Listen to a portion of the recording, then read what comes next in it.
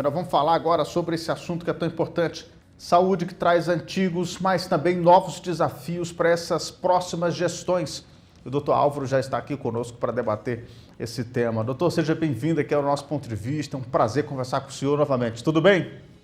Muito obrigado, Alexandre, tudo bem, é um prazer meu estar aqui novamente com você, conversando sobre um assunto assim tão impactante, tão importante nesse momento que a gente está vivendo. Pois é, eleições sempre mexe com o brio de muita gente, o ânimo, a cirra, muita coisa, mas é importante que no meio dessa disputa política a gente também coloque no centro discussões que impactam diretamente na vida de todos nós cearenses, de todos nós brasileiros. É uma missão muito difícil, né, doutor? Ter que escolher o próximo gestor, a próxima gestora que vai comandar as nossas cidades por 4 anos e que vai comandar políticas tão fundamentais para a nossa vida, como, por exemplo, a política de saúde. E fazendo esse destaque, doutor, da questão de gestão pública, a troca de gestores que faz parte desse ciclo da democracia brasileira, em alguns casos, se não bem feita, ela pode trazer muitos prejuízos para a população, sobretudo numa área tão sensível que é a área da saúde, não é mesmo? É verdade, é o momento da população fazer uma reflexão profunda e optar ou por manter aqueles que estão, caso haja percepção de uma atitude positiva ou, enfim, de mudar eventualmente. É importante que a população tenha noção dos principais desafios da saúde de um gestor público, que é basicamente a questão do financiamento. A gente vive um processo de subfinanciamento crônico da saúde, que a gente chama de desfinanciamento, processo realmente que vem já de alguns anos. A gente vem com um desafio grande do acesso, ou seja, os gestores eles vão ter que trabalhar sempre e pensando em viabilizar caminhos de aumento de acesso a essa população, que a população tenha cada vez mais acesso ali próximo ao seu domicílio, acesso à saúde ali próximo ao seu domicílio, um cuidado que vá além ali dos muros dos hospitais. Então é importante que a população analise essas propostas e que analise, faça uma reflexão e que opte ali por esses gestores que têm as melhores propostas.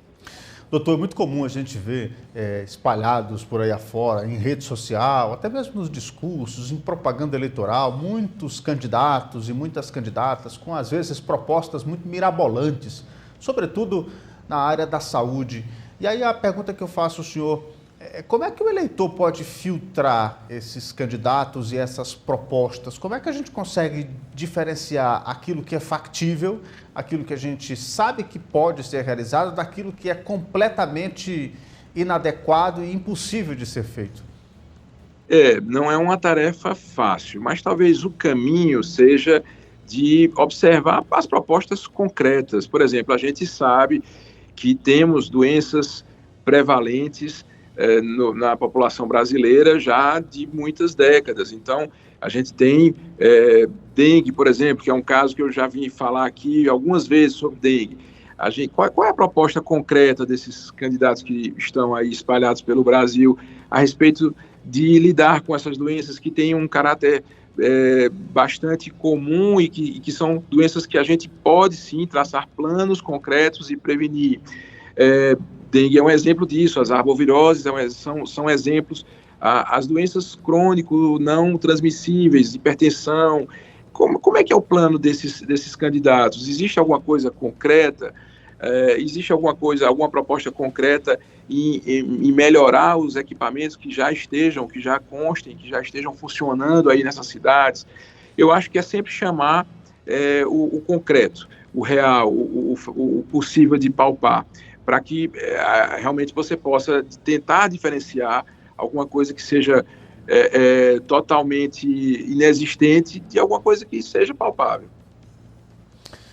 Doutor, a gente sabe que a realidade da maioria dos municípios brasileiros, sobretudo em relação à saúde, de serviços assim, ainda muito desafiadores, para usar assim, uma palavra bem adequada.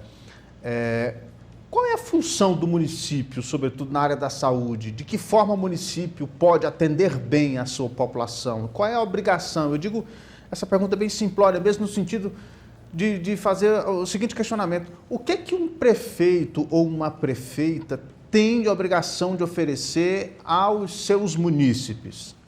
Ele tem a obrigação, primeiro, de conhecer exatamente o panorama da saúde ali do seu município.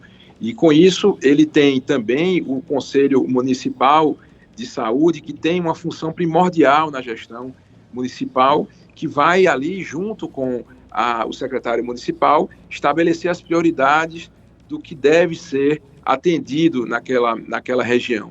Então, o Conselho Municipal de Saúde ele precisa ser ouvido e precisa ter participação ativa também na prefeitura, e o município ele sempre consegue chegar mais na ponta. O Estado ele tem um dever que é um pouco mais amplo, ele acaba tendo hospitais maiores, de uma atenção secundária e terciária, então ele tem uma visão maior, mais macro, mas o município ele tem a função primordial no eixo da saúde, que é de ter aquele indivíduo ali e conhecer as condições daquele indivíduo, conhecer os determinantes sociais e econômicos daquela população, e aí sim poder atuar na ponta. Então é fundamental, por exemplo, nessa questão um exemplo concreto, essa questão das arboviroses, que eu volto a ela, você ter o conhecimento, onde é que a gente tem o maior número de casos, como é que eu posso, qual é a ação preventiva que eu vou lançar mão?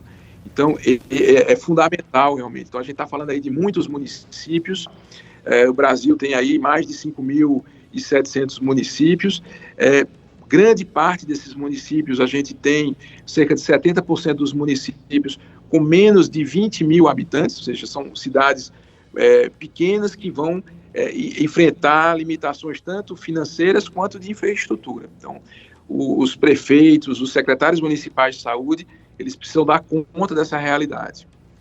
Doutor, às vezes a gente fica analisando, e nós como profissionais de imprensa, a gente precisa analisar criteriosamente os planos de governo dos candidatos, e é muito comum a gente ver propostas no sentido de dizer que vai ampliar o horário do posto de saúde das comunidades para o período noturno, para que as pessoas possam ser atendidas em contraturnos, quando, na realidade, a principal demanda é falta de exames básicos, como ultrassonografias, como exames laboratoriais, coisas que afetam diretamente.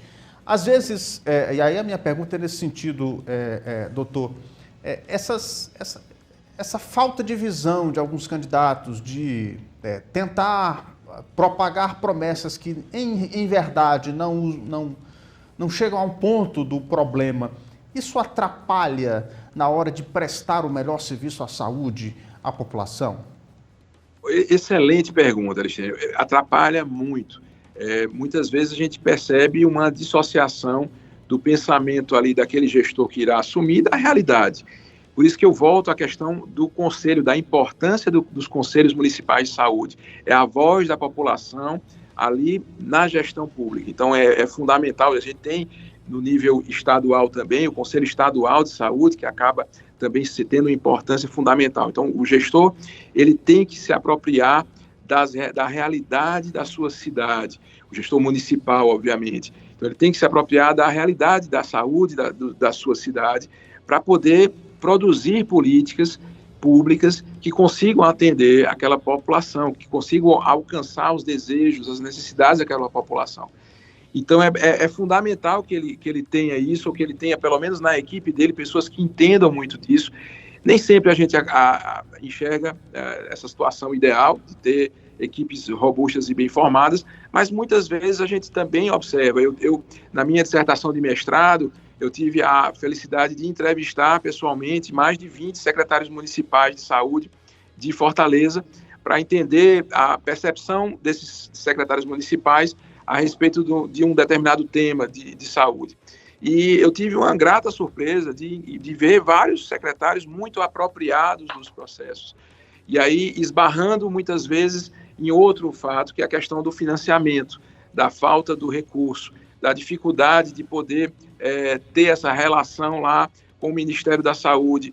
Então, assim, é uma outra luta, essa questão do financiamento, para que esses secretários possam, de fato, fazer com que essas linhas de cuidado aconteçam, que a população do município seja melhor atendida. Eu fiz justamente essa pergunta porque eu vejo essa é uma das que mais aparece nos programas de governo. Vou aumentar o horário do posto de saúde funcionando. Deixar um posto de saúde funcionando em 3 turnos sem oferecer adequadamente os serviços não serve de nada, né, doutor? Não serve de nada. Pode até ser que, eventualmente, em um determinado lugar, haja essa necessidade. E aí, se isso for, mas isso tem que ser mapeado, tem que ter o respaldo para isso. E aí você pode até lançar a mão, eventualmente. Mas isso não resolve. O que sempre vai resolver, e resolver em médio, a médio e a longo prazo, serão políticas preventivas robustas. Será uma política de educação em saúde consistente. E aí a gente consegue fazer com que o panorama da saúde vá mudando progressivamente. Não existe mágica, não existe um passe de mágica, existe muito esforço e trabalho sério a ser feito. Doutor, a minha pergunta agora vai no sentido, por exemplo, na educação a gente sabe que só funciona, só dá certo quando a criança é alfabetizada na idade certa. Isso já está comprovado com políticas, inclusive que o estado do Ceará conhece tão bem e é exemplo para todo o país, né? Se ensinar o menino na idade certa, ele consegue passar nessa produtividade da cadeia da educação com muito maior competência. E aí, na área da saúde, se a gente cuidar do paciente na hora certa e oferecer o diagnóstico certo e a política necessária no momento, é muito difícil que ele precise de complexidade maior de serviços no futuro. Falta dinheiro, doutor? Falta gestão, falta pessoas, falta equipamentos, falta conhecimento, falta tecnologia. O que falta para que a gente possa ter nos municípios essa realidade de atender antes do problema se agravar? Elistênio, eu acho que falta um pouco de tudo que você falou aí, tá? Então não tem uma coisa única que falte, são vários pontos, são vários gargalos, são vários problemas a serem tratados. E, de fato, é um desafio, ou são desafios a serem vencidos. De qualquer forma, a lógica deve ser exatamente essa que você colocou. Então, uma assistência, uma medicina preventiva, uma assistência que entenda aonde está o problema e que trate o indivíduo antes dele se tornar um paciente. Isso é que é fundamental. É entender o indivíduo, entender aquele meio que ele está imerso e tratá-lo, ou procurar educá-lo e conscientizá-lo antes que ele adoeça. E aí, com isso, você tem um impacto na economia da saúde, assim, muito importante. Os diversos estudos mostram que a gente atuar na prevenção, com isso a gente consegue ter um resultado mais na frente. É um resultado que não é só econômico, a economia é a expressão de algo mais profundo, que é realmente você ter o indivíduo saudável, você ter o indivíduo gozando de uma saúde global. É isso que importa, a gente focar realmente as nossas políticas públicas para o cuidado com o indivíduo. Perfeitamente. Doutor, nós estamos aqui numa região cujo perfil dos municípios são muito parecidos, né? Eu digo tanto na questão populacional e também de demandas, né? São municípios que têm basicamente o mesmo porte, o mesmo perfil, a camada de população e demanda também é muito parecido. E a reclamação também por parte da população acerca de serviços de saúde são muito parecidos. Eu queria a opinião do senhor sobre essa história de municípios consorciados.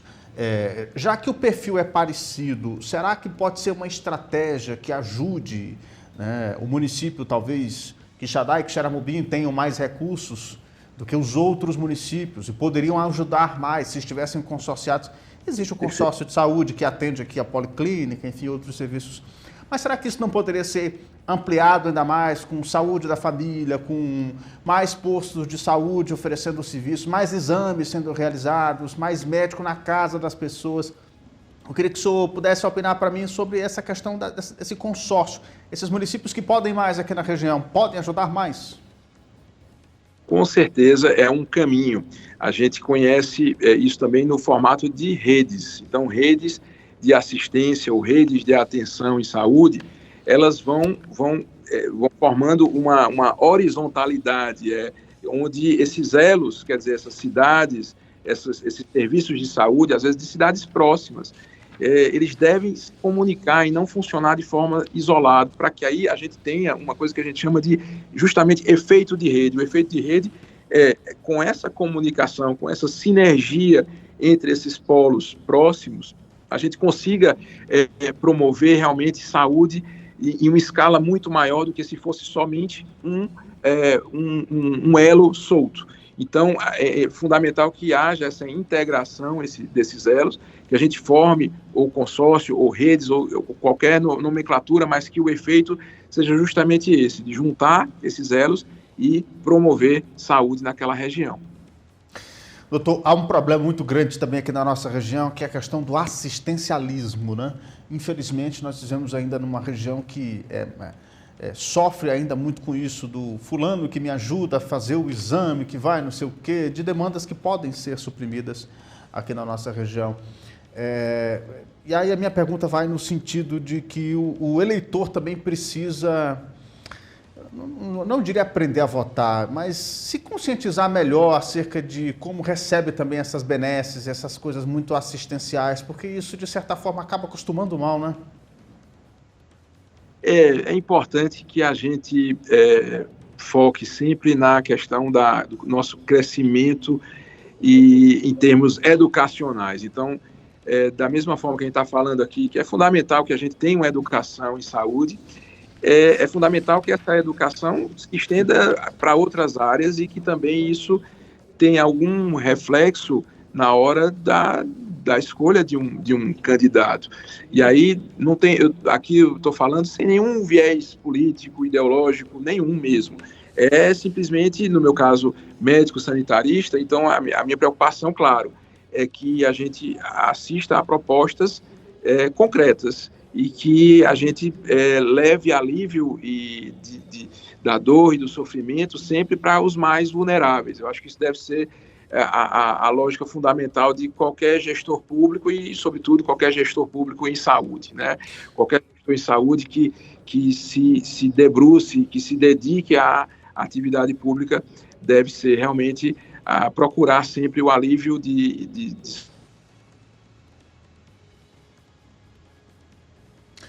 Tivemos uma perda. Que a gente consiga mas que a gente consiga sempre promover a saúde de uma forma realmente integral. Perfeito. Doutor, para a gente finalizar, que recado o senhor deixa para a nossa audiência acerca desse tema, né? De como é que avaliam esses candidatos, como é que avaliam essas propostas? O senhor, como um entendedor bastante do assunto, que recado o senhor deixa aqui para a nossa audiência e essa missão tão grande que a gente tem de escolher os novos gestores, sobretudo os da área da saúde, para os nossos municípios? A mensagem é essa, assim, que eu desejo realmente que todos que assumam as próximas, lá em janeiro, seja os que estejam permanecendo ou os que estejam chegando, se debrucem, estudem profundamente aí as realidades desses municípios e que tracem aí propostas concretas e programas concretos que venham a resolver e aliviar o sofrimento e a dor dos vulneráveis desses municípios, 5.570 municípios do nosso país. Doutor Álvaro Madeira Neto, muito obrigado mais uma vez por sua participação e pelos esclarecimentos sempre tão importantes e tão significativos desse tema tão importante para a gente nesse período de eleição. Muito obrigado e até a próxima.